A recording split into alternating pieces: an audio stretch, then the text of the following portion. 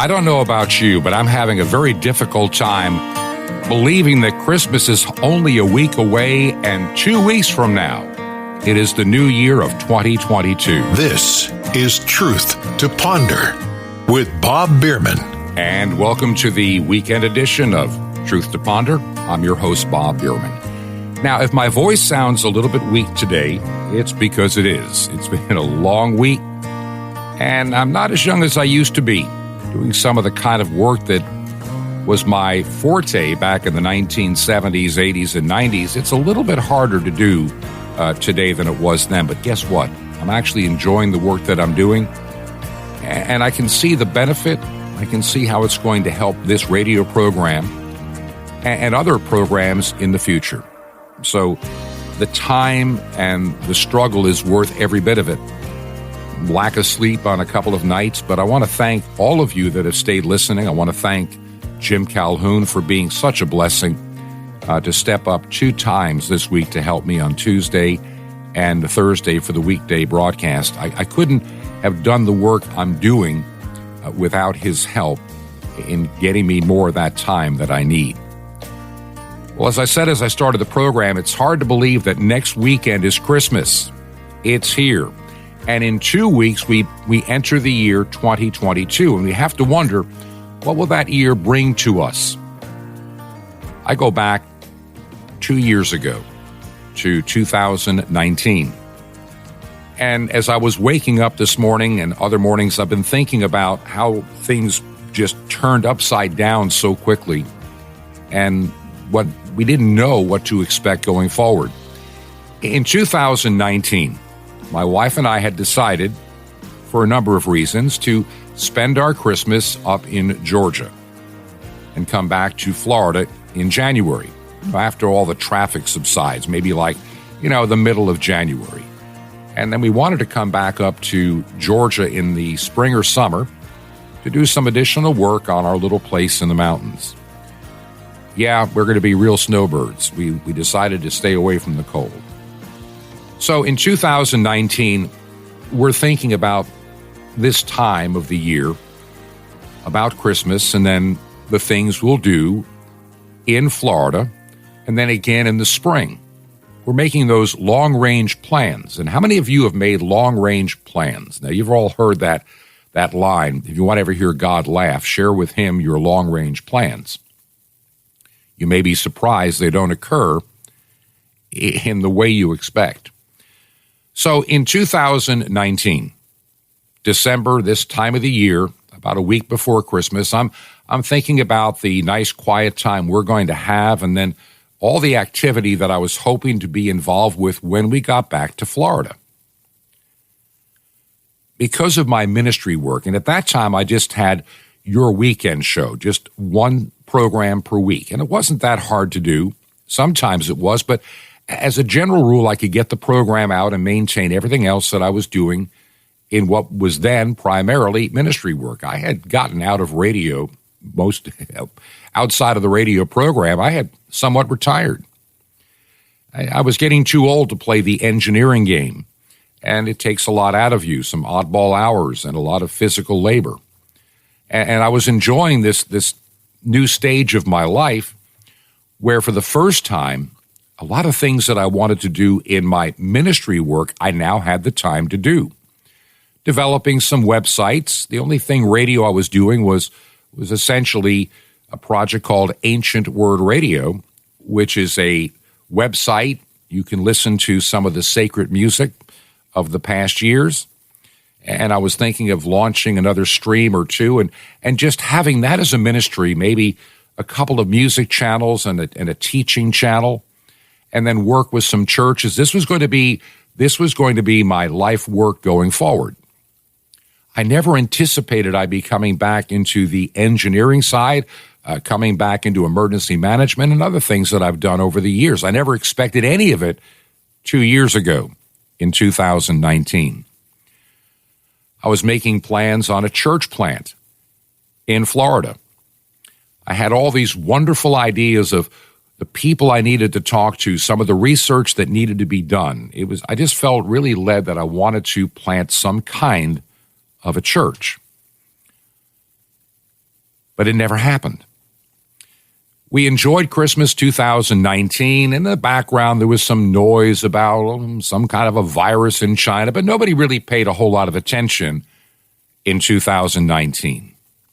But as we got into January, we started getting a few more stories, and by the time we're in the middle of February, people are beginning to become concerned. Has this virus left China and found its way around the world? And, well, you know the rest of the story. In February, we are in Florida, and I'm helping with a small church there and also looking at the other mission I would like to start. But I got that phone call asking if I would come out of retirement and do some emergency management work as a public information officer and planner for a county in another state getting ready to deal with the COVID-19 outbreak. Now, at that point, we really didn't know too much. We were hearing all kind of strange stories, strange videos, and none of it made any sense. When I agreed that I would help out, at least for a short time, I thought I'll only be working maybe a few weeks, tops. I'm thinking this thing's going to blow through. How many of you thought when we first heard about this virus that it was just going to blow through during the winter, and by the time we got to Easter or spring or no later than summer, it would all be behind us? How many of you thought that 2 years ago? Well, a little less than 2 years ago now. I certainly did. And as I agreed to help out, then, of course, I became privy to a lot of information that was circulating about this virus, about SARS-CoV-2. And it seemed, from what we were being told, it was worse than most of us anticipated. There were some scary numbers out there of how many people could theoretically die in the United States. And it was in that light that I said yes, and I made the trip out of state. The one thing that stands out in my mind, when I drove away, I drove my car. It was a couple of day trip. I left the state of Florida and I made a stop in South Georgia on the interstate. And all of a sudden I realized all the fast food places, their dining rooms were closed and everybody's wearing gloves and everybody's being so cautious, and you could only use the drive-through window. They wanted nobody inside. I stopped for my first hotel night heading north, and even check-in, they had all this distancing, and they wanted you to, clean your hands and do all these things, cover your face with your hands if you have to cough or something, get a Kleenex, whatever it took. They didn't know what to expect. And there were very few travelers staying in hotels. This is in March. This is in March of 2021. March of 2020. I slept that night, got up the next day. They didn't even have breakfast like they normally would because they didn't know what was going on, and there were very few people. So I was able to find something to eat, continued on to our home in Georgia, where I spent a few days preparing everything that I would need to take with me to do the job I was going to have in the next place. And the news stories kept getting worse and worse about this COVID-19 is what they were calling it. This SARS-CoV-2 virus, a coronavirus, a pandemic. These words are now becoming in our vocabulary, something that I had never experienced before in my lifetime. And I'm sure none of you ever did either. So here we are. We're now in March, middle of March of 2020. And we start hearing this idea, we're going to flatten a curve because, see, there's no stopping this virus, but we can do our best to make it slow down a little bit so we don't overwhelm the health system. And we had all these scary numbers of how many millions, remember the word, millions of people would die in a matter of months in the United States alone. And it was a scary time because, once again, what did I know? How much did any of us really know about this virus? And then we started the 15 days to flatten the curve. Restrictions and more restrictions, new terms like essential, non-essential, essential workers come to work, non-essential stay home. We'll be giving you some money soon, so hang in there. We're going to all get through this together. How many of you remember that we're going to do this 15 days to flatten the curve, spread it out a little bit, not overwhelm the health system as we try to recover ourselves when the weather turns nice? That's what most of us thought. But over my time in doing that work, some of the things we were being told, some of the things being put out in the media just did not fully ring true. Something was seemingly wrong. And when you're working on the inside, as I was, you begin to detect some things just don't add up. They don't seem right. Now, I'm going to give you the first example. We were every day coming into the Emergency Operations Center, and we would get an update, a briefing, both at the local level, county level, state level, and national level, and even international. And with what we were told, I was expecting to see this sudden rise in people being infected, going to the hospital, and dying. And every day we'd get the hospital report of how many people were in the hospital with COVID-like symptoms, how many people had died. And weeks went by, and we never had anybody die in that county, and it didn't add up to my mind because of the numbers we were being told just a matter of weeks before. Well, finally, we had our first. And I can remember what a big deal it seemed to be until we found out about the patient in question. In this particular county of around 300 and some odd thousand people, we had our first, quote, coronavirus death. The individual was 86 or 87 years old. I can't quite remember. He was a heavy smoker. He had COPD. He had been in and out of the VA hospital over the past couple of years. But somehow he is now counted as a dreaded COVID death.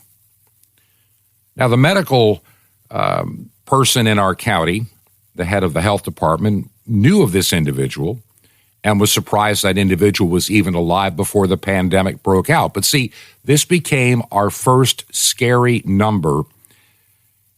The local television station grabbed it. This county had its first COVID death today, and infection numbers are climbing. And that was the headline. And over the weeks ahead, while I was there were a few more people that succumbed to COVID-19, but in every case, they were over 80 years of age, and they had comorbidities and other issues. And I began to wonder, is this some kind of virus that just kills anybody of any age? And I'm sure a lot of you, we weren't sure. But the more and more that I saw, and of course there are always exceptions to every rule, it didn't play out as the huge pandemic that we were being told it was going to be. I knew how many, and I've told you this before, we expected literally within months 3,000 people or so to die in that particular county. Well, of course, that never happened.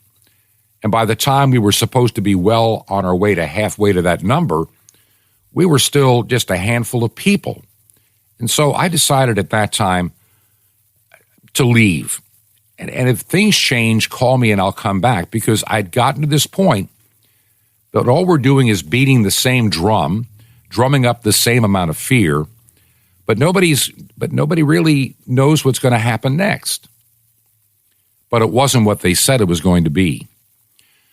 So I left where I was at, ended up back at the home in Georgia, spent a few days because I could get back in a reasonable amount of time from that location versus Florida. And I waited about a week and nothing had changed.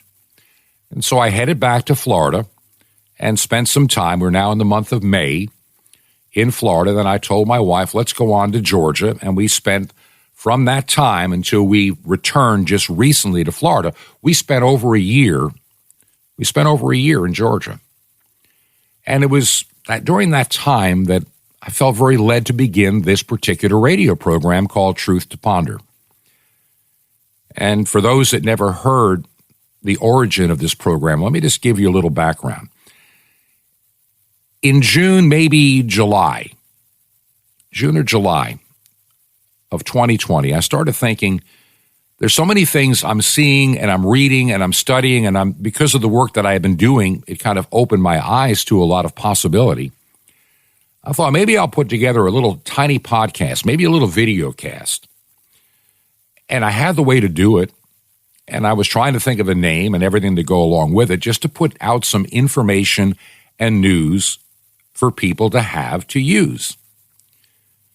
Well, I started talking to a couple of friends who said, Bob, you're a radio guy. Do you really want to get involved with doing video every day? Because there's a lot of editing and it takes a lot of time, even for a short video. Why not do a radio program? And I thought maybe I'll do a 15-minute podcast, maybe a 30. And then I decided, let's try an hour. And so in talking with some friends, the decision was made to give this a try. And we launched at the end of August of 2020. And we've been doing this ever since. Hard to believe that we've been doing this program going on, 15 months now? Every day. And so much has changed in the narrative in these past 15 months. For the first time, in spite of the news headlines and in spite of all the things being done, in spite of the problems that are occurring in countries like Austria, Australia, and just to name a few, and some of the states here in the United States, I'm beginning to think the news is not as glum as they want you to believe. I think the numbers are being pushed and people are walking around in fear. They have been so beaten up. Those that just watch their local television news and maybe the NBC nightly news or ABC News, CBS, maybe those that watch CNN, those that just peripherally read the news that they get on social media, many of them are still in dire fear of this pandemic. And most cases unnecessarily. And there's where I really believe this program has merit in what I'm trying to do. I want to balance the news. I've never said anywhere along the way in the time that I've done this program, I've never believed this, that this is a hoax virus. It's not a hoax at all. There is something out there.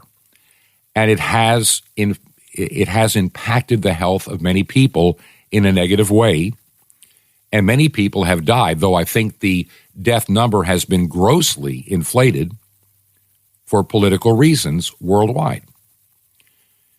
We have to understand that there always has been this desire among tyranny-type people, tyrants, so to speak, that want to have control over everything. There's this mentality that goes back into antiquity.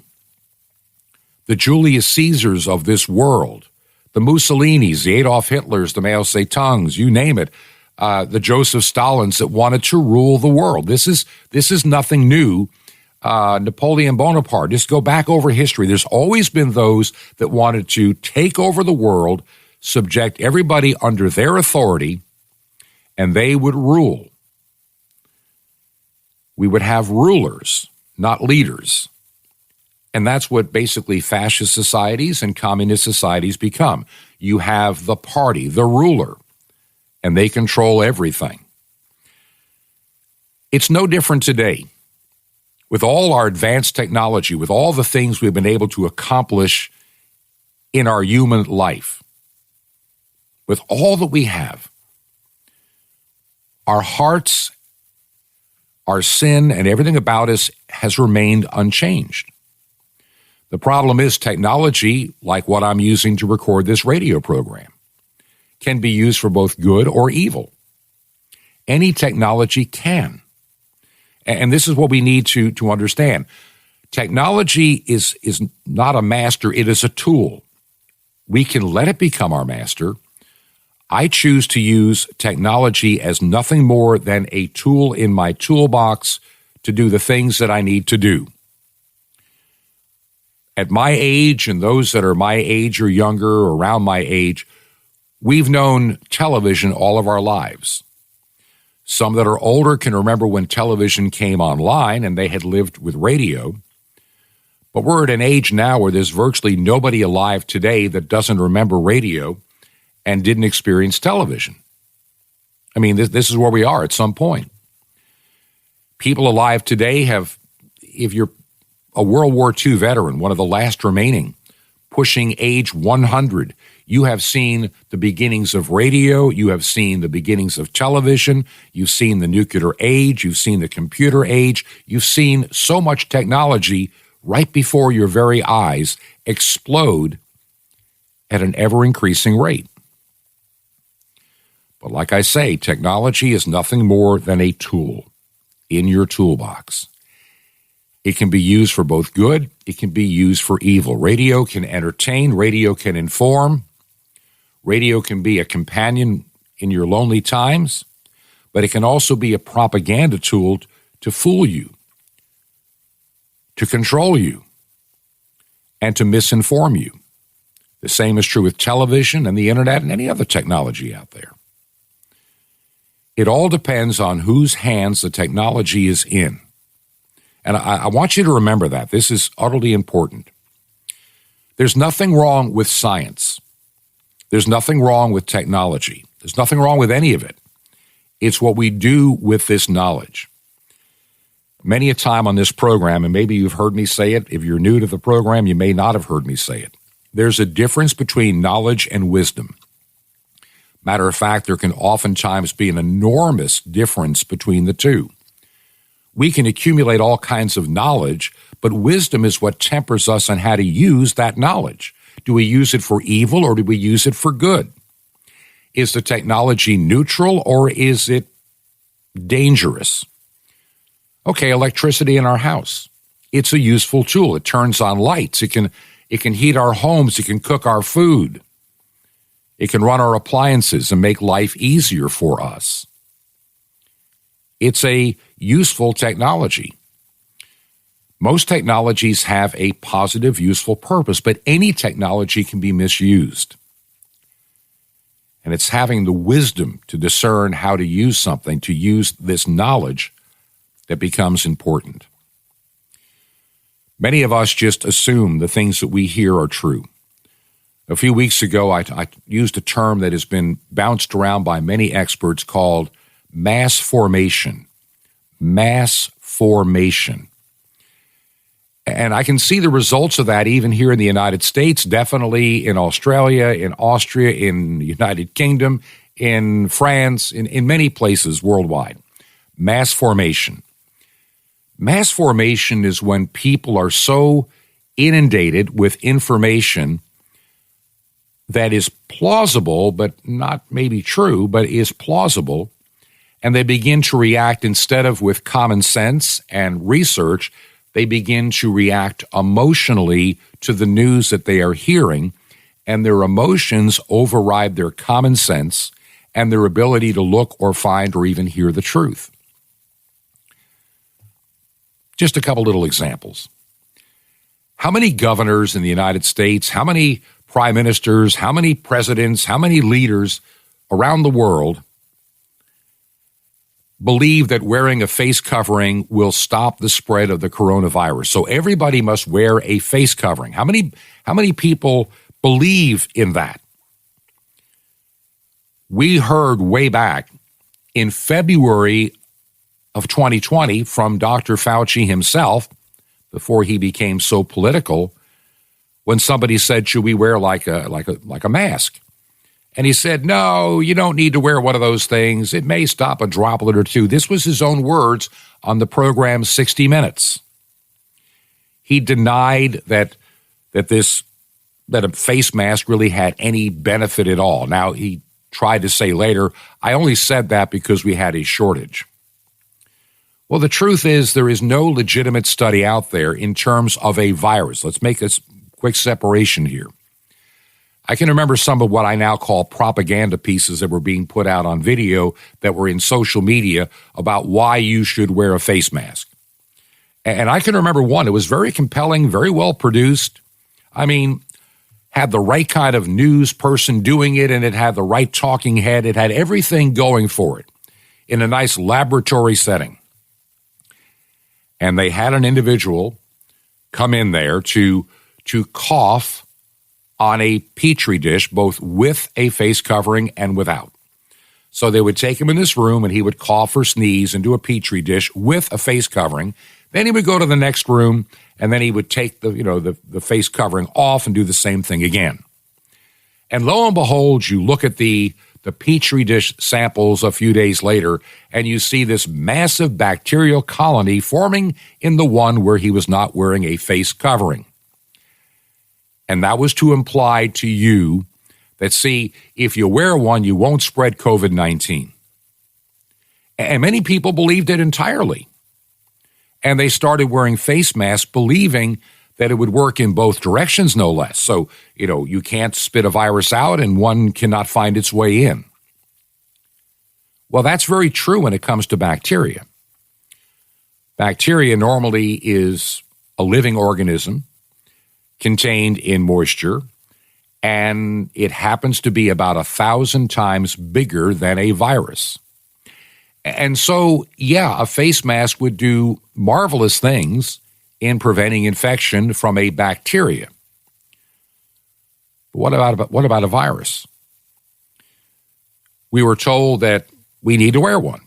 Well, where are the studies? Well, they're out there. So you look for the studies like I did, and you start realizing that those studies really don't exist. And the most recent study that I've been able to find, which is a very comprehensive study no less, was done by Oxford University in England. And this spanned a number of months with a really large base of people. And they kept track of what these people did. Those that did wear a mask, those that didn't, those that wore them part of the time. Then they analyzed the data of those that became infected with COVID-19 and those that didn't. Between those that faithfully wore a mask and those that refused to wear a mask. And they even compensated for age and everything. This was quite a comprehensive study. And a lot of people assume when that study came out, it would be backing up all these mask-wearing mandates that many states have imposed, like in New York or Illinois or many big cities. You must wear a face covering. Well, the results came in, and there is no discernible difference between the two groups. There's just none there. The same rate of infection, the same rate of everything between those that wore a mask and those that did not. And in fact, there's some other things that are coming out. We do know one thing. We were told ages ago that this virus is transmitted as an aerosol. So let's put that in perspective and talk in terms of a face mask. And I read this one study, and it suddenly, common sense just overruled, and it suddenly made sense to me. If somebody should cough who has the virus, so to speak, okay? Somebody coughs, they've got the virus. And they expel into the air large droplets where they're going to fall quickly to the ground. But if you cough through a face covering, it'll aerosolize that liquid carrying the viruses that can then stay higher in the air longer, if anything. That's why when you look at places that do require a mask and those that don't, there is just no statistical difference in the spread of the virus. But we keep going back to the same thing. And I think for many, it's fear. Some, it's a fashion statement. For others, it's now a political statement. What really troubles me are those that'll be driving by themselves in a car, wearing a face mask, thinking somehow this is going to protect them from getting the virus as they drive in a closed vehicle. And it makes no sense. We've been doing this program now for a number of months, and I wanted to talk about that, and I'm sorry that I went so long. There's just so many things about this pandemic. I want to go on the other side of the break and give you some reason that I think there's some hopeful signs ahead. Because some of this narrative is beginning to unravel. Now, I know there's some that will never let go. They're going to live with their fear, and that's sad. But the truth is beginning to chip away at the lies. It's beginning to chip away. It's like these governments now are rushing ahead of the curve to get more lockdowns, more control, more vaccines out, more passports. These vaccine passports have nothing to do with your health. It is to have control over what you do. Central bankers want to have control over your money. They want to have control over every aspect of your life. And I'm going to talk about those dangers, but I'm also going to share the good news on the other side of this break. Now, if you listen to the program, would you let me know how you hear it? If you're listening on shortwave, I'd appreciate it. You can write me directly at bob@truth2ponder.com, bob@truth2ponder.com, or you can go to our website, truth2ponder. You can also contact us from there and even leave a prayer request if needed. I would love to hear from you. 2 weeks before the end of the month, and if you would consider a gift to keep us on the air in January, you can mail it to Ancient Word Radio.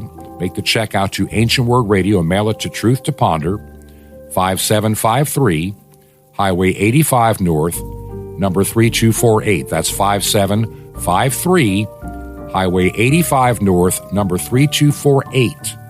And we are in Crestview, Florida, and the zip code 32536. Once again, the zip code 32536.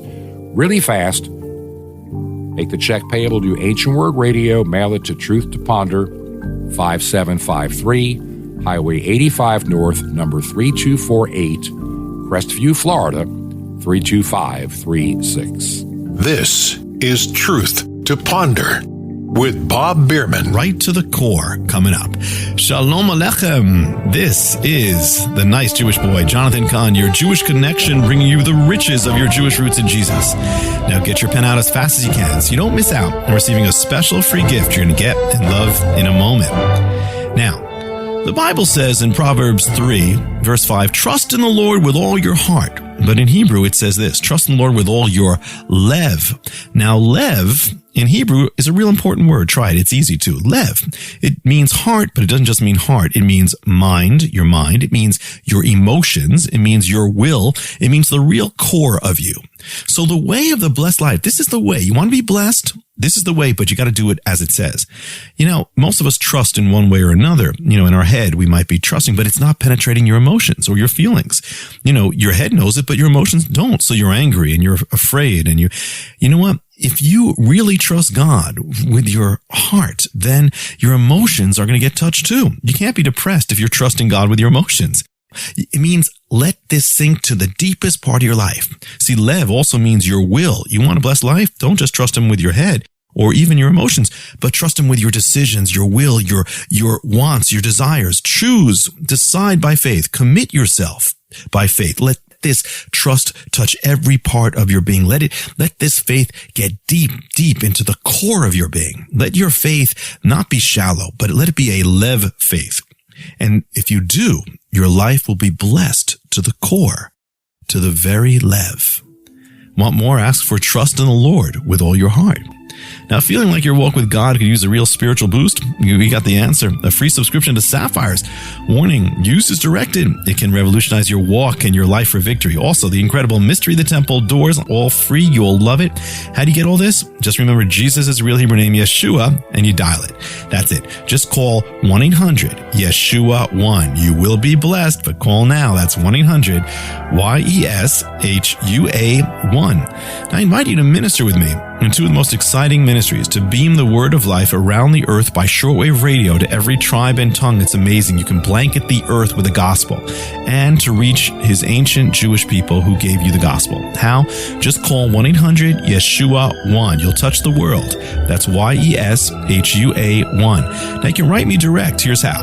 Just write to the Nice Jewish Boy at Box 1111, Lodi, Lodi, New Jersey, 07644. It's the Nice Jewish Boy, Box 1111, Lodi, Lodi, New Jersey, 07644. Till next time, this is Jonathan Cahn saying, trust in the Lord with all your heart, in Messiah, Haderech, the way.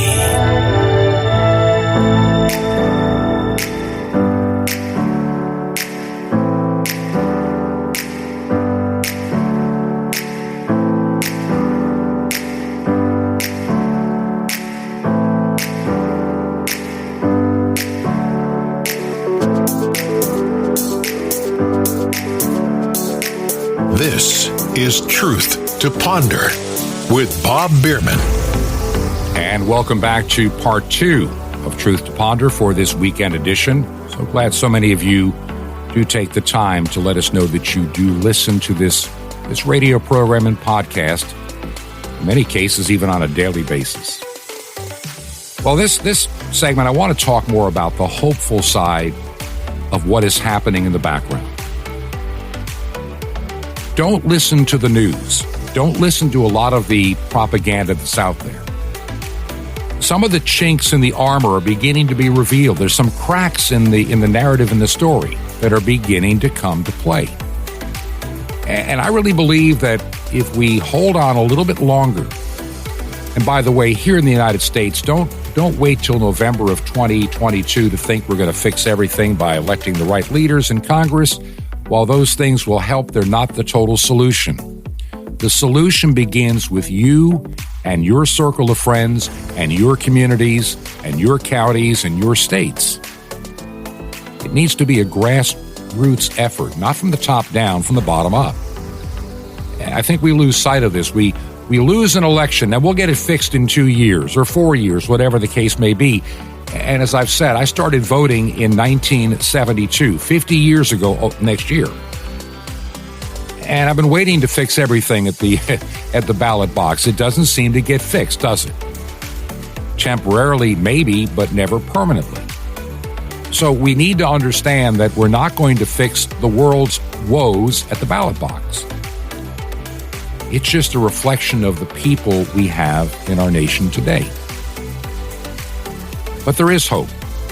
Some of the narrative we've been told for so long is beginning to slightly fall apart. These mandates, have you noticed in recent weeks that it seems around the world, in spite of the evidence to the contrary, there's this mass rush to get everybody vaccinated.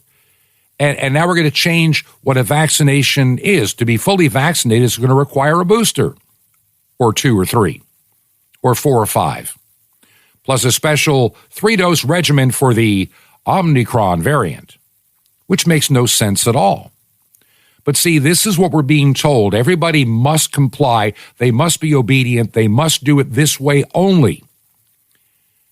In many states like New York, where I'm a native, you have a governor there that has issued a statewide mask mandate, but there are a bunch of counties, around 21 or 22, can't remember the exact number, where the county officials are saying, no, we're not going to comply.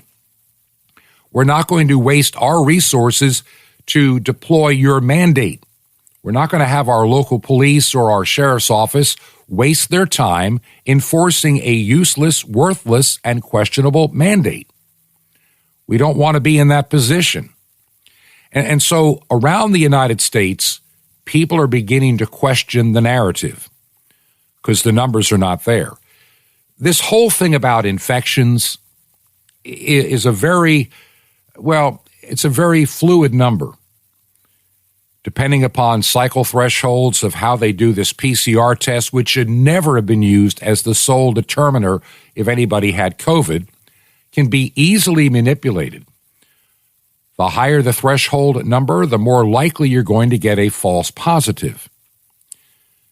The real truth in the pudding, to me, is looking at how many people are legitimately hospitalized because of COVID, not with it, or didn't get it there. And those numbers are just not holding up the way they're trying to imply that they are.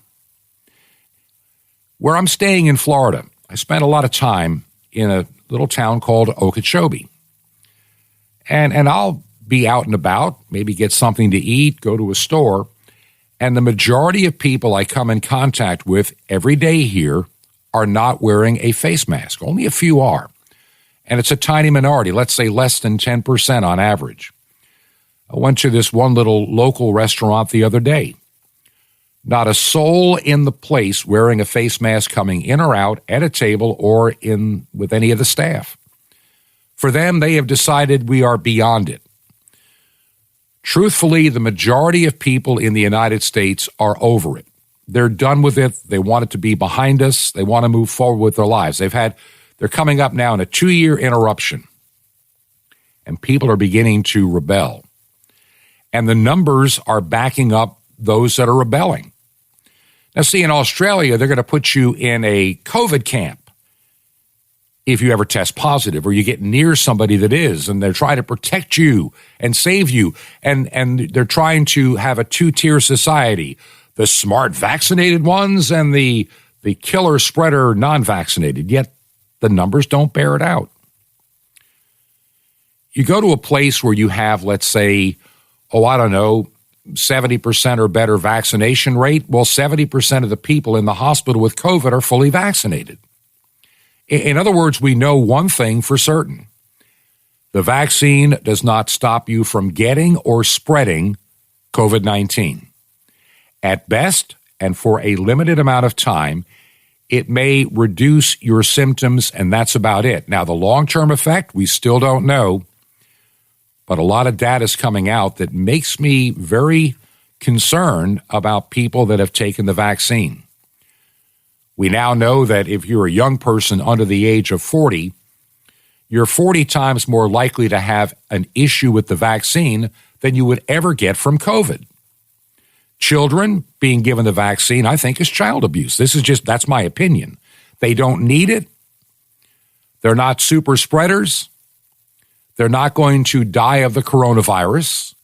Yet we are putting in this experimental emergency use authorized stuff into our children without any clue of what the 2, 3, or 10-year repercussion is going to be. More and more parents now, the majority, in fact, are questioning the idea of vaccinating their children. Now, in certain states like California, in areas like L.A., where they are very, shall we say, leftist in their politics, they're more than happy to go along. And they brag about, I just had my 5-year-old vaccinated against the coronavirus. And my question is, why? Do you think your child's going to die from getting corona? Do you think that giving him the vaccine will stop them from getting or spreading this virus? And kids, when they get this virus, generally have very mild symptoms, but they're equally able to get and spread the virus with or without the vaccine. That's becoming very apparent very quickly. And truth has this nasty habit of overcoming a lie. It's hard to prop up a lie forever. Oh, you'll find a few believers. Look at Nazi Germany. Even as the Russians are coming in from the east and the allied forces of the United States, Great Britain, and France are coming in from the west, they still had some that believe we're going to be victorious anyway. They're only miles away from Berlin, and they still think there's a chance to win. They are that influenced by what I used, as I said in the last segment, this mass delusion, this mass formation where people now have accepted the lie and they are blinded to the truth. But let's face it, by 1945, most people in Germany were beginning to see the truth, though they dared not speak it. They knew the war was going bad. They knew from rumors and people coming back from the Russian front or from the now new Western front, things were not going their way. But have they ever said anything about it? They might be reported to authorities, so they kept their mouths shut. This is where I think we are in our battle with COVID today and COVID tyranny today. There are many people in the United States that don't want to say what they really believe or think for fear of being, called out by their friends, their families, their employers, or other social media people. They just kind of try to go on with their lives and be neutral. We're getting to the point you can't be neutral any longer. That time is coming, and it's coming very quickly. We're beginning to see how the vaccines don't work. We're beginning to see the virus do what a virus always does, and I've been reading so many articles about this. In a natural setting, a virus of this type becomes more contagious but less deadly, with lower symptoms, than it was before. And we also should know by now, and it's beginning to become apparent to many, this was a man-made virus. It did not, the original story being told last year in March, April, and May that, well, somehow this is a bat virus that got to human beings, most likely through a live meat market in Wuhan, and then the whole world. Well, if that was true, then why since 1972, when China was kind of opened up and we started traveling there and other travel, why has this never happened before on such a grand scale? I mean, when's the last time you heard about an escaped virus that took over the entire globe? We have had global transportation going on since literally the 1940s and 50s. But now this, and we're supposed to believe it naturally happened. History says otherwise for something of this nature in the way that it formed. We're not talking about the Spanish flu of 100 years ago that came and burned through with us not understanding as much medical science as we do today in less than 2 years. It's a different animal. Today we can treat people that come down with COVID. They can be treated very rapidly, very quickly, very efficiently. And many doctors that I've talked to that have treated hundreds of patients have had a 100% cure rate. Yet we're told those methodologies can't be used. Of course, if they were permitted, here's the problem. This is what you just get this around, focus on this for a moment. If, in fact, the FDA suddenly said, or the CDC suddenly said, yes, you can use these treatments because they are a proven cure for COVID-19, then all the vaccines go away because they're all emergency use authorized only. Pfizer's little stunt with the FDA with their fake approval, and that's what I'm calling it. I'm calling it a fake and phony, politically motivated approval for a vaccine you cannot even get. It is not available on the market. If you go to Walgreens or Walmart tomorrow and ask for the Pfizer shot, it's still going to be the emergency use authorized only version. You're not getting the new one. Why? Because then they'd be liable, and they don't want that liability. And now they scare you into Omicron. We need more booster shots. You know, the fact we called you fully vaccinated 2 weeks ago, and about a month from now, you'll be unvaccinated all over again. But here's some of the good news. And this is what I want you to wrap your head around. One of my fears is, what are the long-term effects of these vaccines on people? I believe that many people are going to have issues because of the vaccine in the years going forward. But over time, many doctors are now beginning to see how the vaccine is fading. We didn't know how long does this vaccine cause you to make spike proteins, to fool the immune system, to make it think and do things it probably shouldn't really be doing. Well, if they were really long-term, they wouldn't need a booster shot. Why would you need a booster shot if the vaccine is actually working? We're finding out that they don't last that long. And while some of the spike protein that got into other tissues may be a problem in the years to come, it appears over time the negative effect of the vaccine will also fade as its efficacy is fading in the eyes of the Tony Fauci's of this world, who then want you to get booster shots. And more doctors are beginning to get a little bit more bold about this, saying they're questioning, does this stuff really work? Is it really needed? Should we be doing this at all? They're challenging the narrative. Many a judge in many states, when somebody is wanting ivermectin or an alternate treatment in a hospital and the hospital says no, they're winning the lawsuits and the hospitals are having to comply. And I read story after story after story of somebody at death's door on a ventilator becoming healthy again, living because of these alternate treatments. But we can never recognize them as working, because if we do, then the vaccines go away and that listen, read a story this morning. as I prepared for the program. When somebody's in that critical condition in a hospital, these hospitals are getting hundreds of thousands of dollars to treat that patient even if they die. But if they go for a nickel-dime therapy like ivermectin or hydroxychloroquine, they don't make anywhere near the money. And if you don't think money doesn't have anything to do with it, then you really haven't followed medicine in the past 20 years. Money is one of the biggest motivators now in the pharmaceutical industry and even in the hospital industry. It is a business. They don't want cures, they want clients. They don't want to give you a pill to fix something. They want to give you a pill you take as a maintenance drug forever, because that's profits in the bottom line. Now, there are a few prescriptions that I have to take. I'm 67. There are a few things I have to take, but everything I'm taking, ironically, has been around for a long, long time. And these prescriptions are literally nickel and dime. I'm not a great client for the big pharmaceuticals. They're not making any real money off of me. But they are on these vaccines. They are on these drugs they're trying to use that may have more damage, like Remdesivir that they're using in the hospitals. There's going to be a lot of people having to answer for a lot of things in the not-too-distant future. The narrative is beginning to unravel.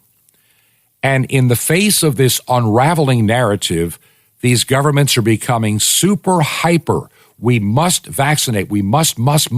We demand. We have governors signing into law that little children have to have a COVID shot to go to school. And they cannot justify to me they can't justify it. These kids will not die from COVID, and this will not stop them from spreading COVID at all. But it may damage their bodies and give them health issues for the rest of their life. We have too many heart disease patients, especially young men. Never had that before. And it's always within the vaccinated community, not the unvaccinated. But nobody wants to sound that alarm bell. Instead, it's more mandates, more lockdowns, fines. You can't have a job. Google, that once swore that they would do no harm, is now going to harm their staff by demanding you be vaccinated or be fired. When the truth comes out, as it always does, and I'm beginning to see some light at the end of the tunnel on this one. When the truth comes out and people's eyes one by one are open, a lot of people are going to have to do a lot of explaining. And I believe there are going to be criminal charges laid against people. I believe that politicians are going to lose their jobs. People are going to vote them out of office. They've had enough. We have been bombarded with everything from the vaccine to critical race theory to racism and a bunch of other nonsense to separate us, divide us into groups and camps, always at war with each other. Because, see, even the tyrants know if we're fighting amongst ourselves, then they have more control over us. It's time we, as a people, unite. It is time for we as a people to do the real research, turn off the mainstream news, turn off getting your news out of phony Facebook. Funny, Facebook had to admit in court recently, if you didn't know it, that when they ever seen a post where the fact checkers have said this is fake information? Well, in court, Fascist Book has had to admit, well, those are just opinions. They're not really facts. They're just protected opinion. Yeah, see, they know what they're sharing is phony. And they're being called on it. Twitter is a sewer these days of woke leftism. Not worth your time and effort. I barely see anything on Twitter anymore unless it's something that somebody sends to me that might be worth looking at. I don't waste my time in that little tiny echo chamber of leftists. That's what it's mostly full of these days. And if you say the truth on those sites, they're going to cut you off. They'll deplatform you. But I think there's enough rebelling beginning to occur day by day, town by town, person by person, that I believe 2022 is going to be a year of positive change. Now, I'm going to say this very carefully. I don't think the positive change will be permanent, but I believe that after this period of time that we've gone through as a nation and as a world, as the truth comes out and people demand change, change will happen. People will be held accountable. But don't think the enemy of your soul is going to back off and quit. No. The enemy of your soul will regroup, replan, and come back again after you, your freedom, and your faith. So what do you do about it? When this time comes, and I believe it will be in 2022, when the truth will begin to become known, and the majority, whether it's 60%, 65%, maybe 70% of the people around the world get with the program and the truth is revealed, they will make a difference. So what does that mean for you? It means the church that has been lazy and has been pushed aside and persecuted by the pandemic, the church that has been wishy-washy is going to have to become solid and anchor their faith on the solid rock of Jesus Christ and not the shifting sands of politics and political correctness. It's going to be a time for churches to reassess their mission and decide what is truly important. It's going to be a time where many Christians will begin to develop small home churches to be ready for more perilous times. It's going to come.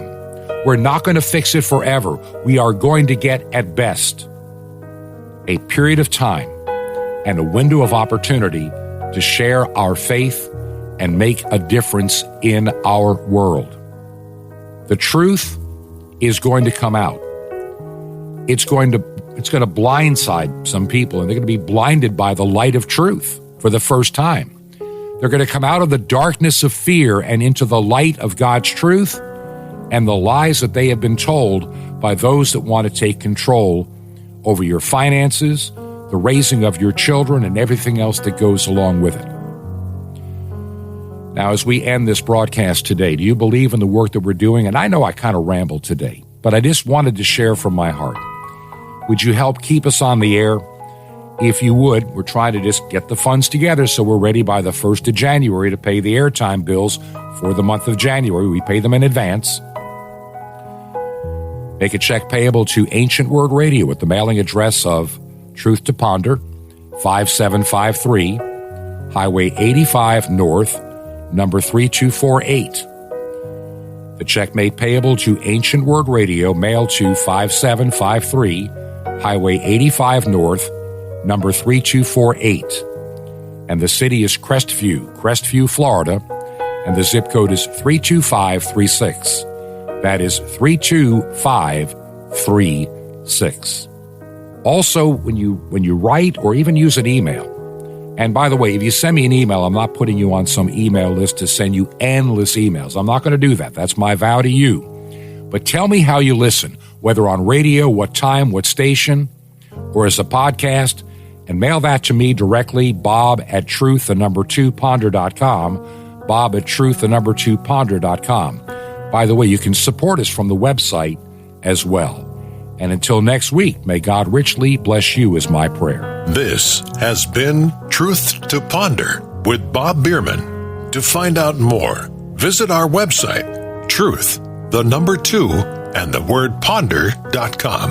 That's truth2ponder.com. Truth to Ponder, shining the light of truth in a darkening world.